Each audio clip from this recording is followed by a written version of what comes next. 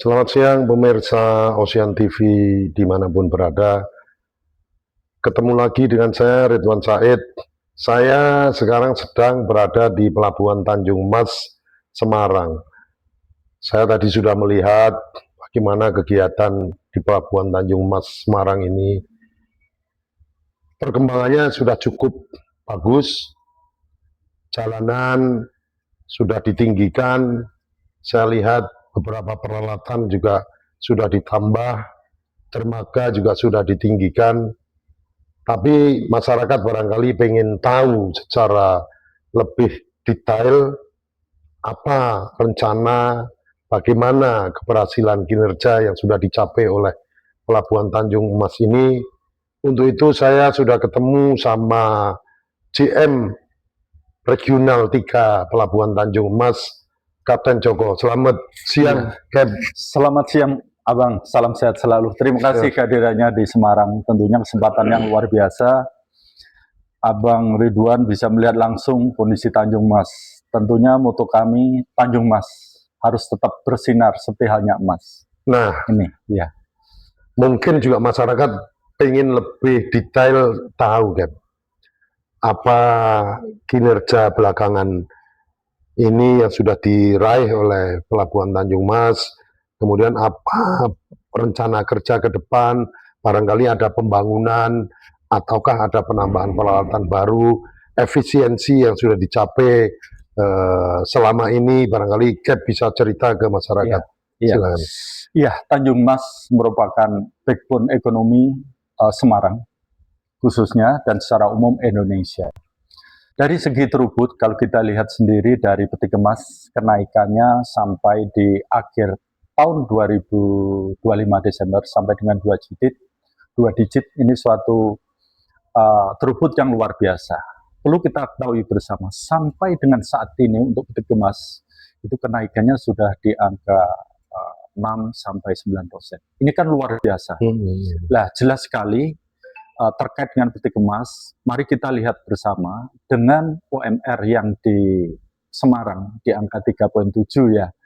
Banyak pabrik yang bermunculan. Nah, ini suatu prospek yang luar biasa di Tanjung Mas, khususnya peti kemas. Tentunya kita bisa mengakomodir terhadap kenaikan throughput peti kemas yang boleh dikata yang tahun lalu 2 digit dan sekarang hampir 2 digit juga. Nah, ini menjadi note penting sebagai pelindo khusus terkait dengan pertumbuhan yang luar biasa itu. Nah, melayani sepenuh hati bukan tagline saja, akan tetapi kita wujudkan secara nyata terkait dengan infrastruktur yang disampaikan Abang tadi betul. Jalan coaster yang tadinya rendah, Bang, di musim hujan dan rob selalu mengganggu kegiatan aktivitas moda pengangkut keluar dan masuk pelabuhan. Dan saat ini mulus, tidak ada suatu isu. Terkait dengan bed okupansi rasio yang boleh dikata lumayan tinggi di tahun lalu, di akhir tahun lalu dan sampai saat ini tentunya sudah terkontrol bagus.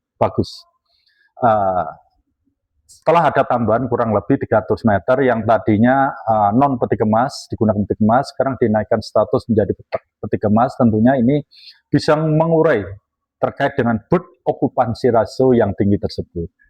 Not penting lagi, ada tambahan QCC yang boleh dikata bisa mengakomodir post-Panamax.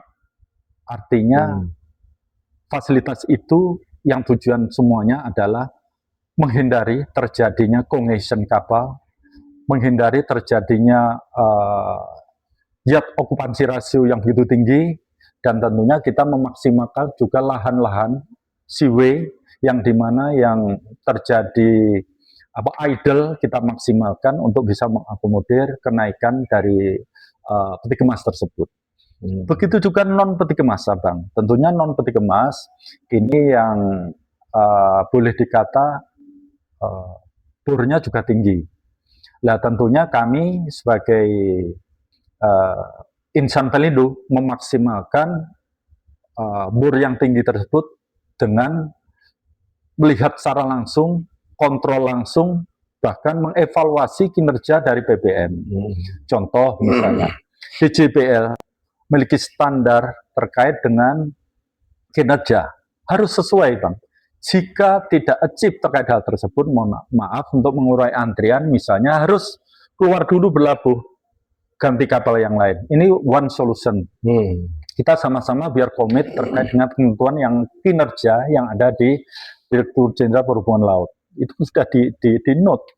Jadi PBM yang kerja harus memperhatikan itu. Di samping itu juga ada tambahan alat. Kita ada HMC.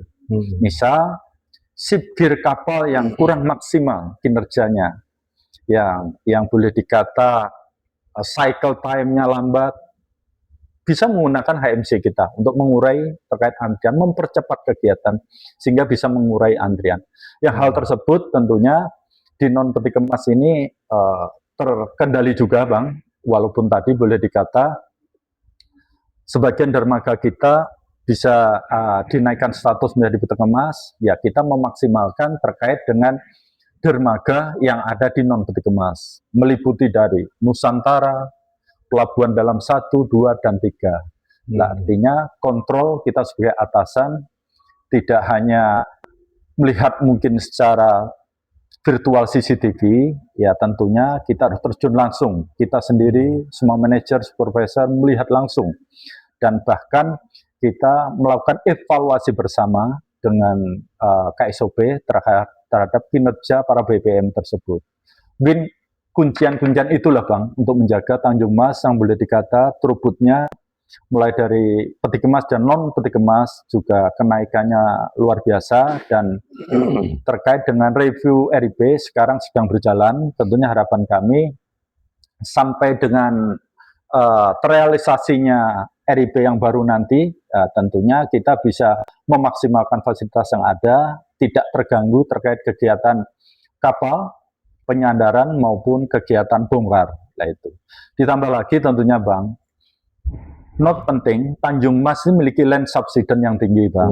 Jadi memang di akhir tahun harapan kami lebih awal, kita ada peninggian dermaga, khusus peti kemas, kurang lebih 460 meter. Ini kan sudah turun, Bang. Jadi ini kita naikkan. Begitu juga seaway-nya, Bang. Seaway juga dinaikkan. Tentunya investasi yang lumayan luar biasa. Ya, tujuannya yang tentunya menjadikan Tanjung Mas bisa mengakomodir semua kegiatan di Tanjung Mas, baik ekspor maupun impor serta domestik. Yang tujuannya akhir tentunya logistik cost menjadi tidak tinggi dan bahkan bisa mereduce sesuai dengan kondisi ekonomi nasional bahkan dunia yang saat ini boleh dikata terganggu ya dengan adanya isu perang ataupun dan lain-lainnya. Begitu, Bang. Masyarakat kan tahunya Tanjung Mas itu sering banjir, sehingga masyarakat juga agak sedikit terganggu, terutama pengusaha-pengusaha di luar Semarang. Itu kan juga ada semacam pemikiran seperti itu. Nah, apakah banjir rob itu sampai sekarang juga masih di Tanjung Mas? Iya, pertanyaan yang bagus sekali, Bang, Bang Ridwan. Yang kita sampaikan, Pelabuhan Tanjung Mas ini memiliki land subsidence yang tinggi. Tentunya kami sebagai GM dan BM di Tanjung Mas anticipate semuanya. Ada istilah climate change, perubahan iklim yang boleh dikata luar biasa dunia ini, mencairnya es di kutub sehingga menambah debit atau tingginya air laut. Nah, ini menjadi perhatian kita bersama. Not penting, Bang. Bahwasanya Pelabuhan Tanjung Mas yang luasnya 640 hektar ini, kita klaster menjadi 9 klaster. 10 klaster, not 10 klaster. Artinya, di titik tertentu rob powder kita jebol, yang kena di klaster itu aja, tidak semuanya. Gitu. Ini menjadi not penting. Setiap klaster kita lengkapi pompa, yang rata-rata kekuatannya per detik bisa 200 liter per detik. Kita sebar ada 54 pompa, Bang, di sini. Setiap klaster kita lengkapi dengan pompa. Begitu juga kita memiliki portable, cadangan pompa. Itu misalnya di pompa tertentu saat terjadi rob tertentu itu bisa kita tarik. Lah, cadangan kita ini per detik itu bisa 150 liter. Gede juga, artinya ini yang selalu siap kondisi pompa dan tim maintenance 24/7 selalu standby. Karena kita gantian persib untuk melihat kondisi pompa itu kondisi baik. Itu yang pertama. Yang kedua, kita bentuk tim tanggap darurat, Bang. Saya libatkan tenan-tenan. Bahkan juga di sini ada stakeholder, contoh Pak KSOP, Pak Kapolsek, kita libatkan tim tanggap darurat. Karena climate change atau perubahan iklim tiba-tiba datang. Contoh, pernah kejadian di akhir tahun lalu timbulnya robohnya suatu pagar yang di belakang Lami Citra. Sepanjang 35 meter. Apa yang terjadi, Bang?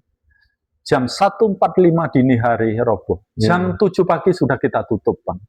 Karena kita siapkan ada 3 kontainer yang isinya adalah pasir di dalam bag.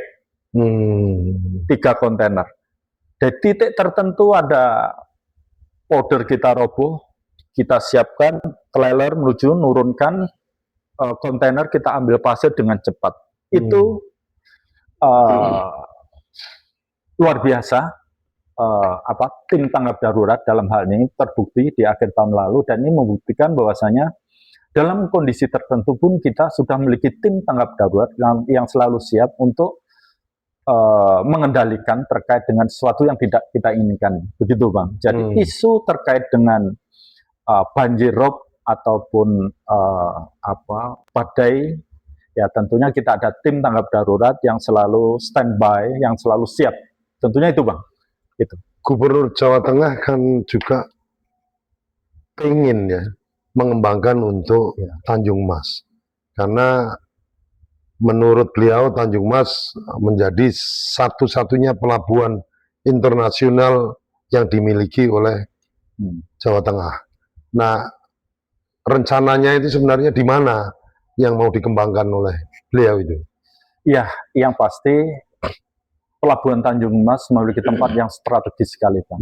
Posisi Tanjung Mas sendiri, posisinya ya memang dekat dengan center of Semarang sendiri, yang populasinya 1,7 juta. Tempat yang boleh dikata strategis sekali. Itu ada di Tanjung Mas. Ya, gimana pun juga terkait dengan tempat strategis tersebut, ada suatu kendala atau tantangan yang land subsidence tinggi. Akan tetapi, ya kita sebagai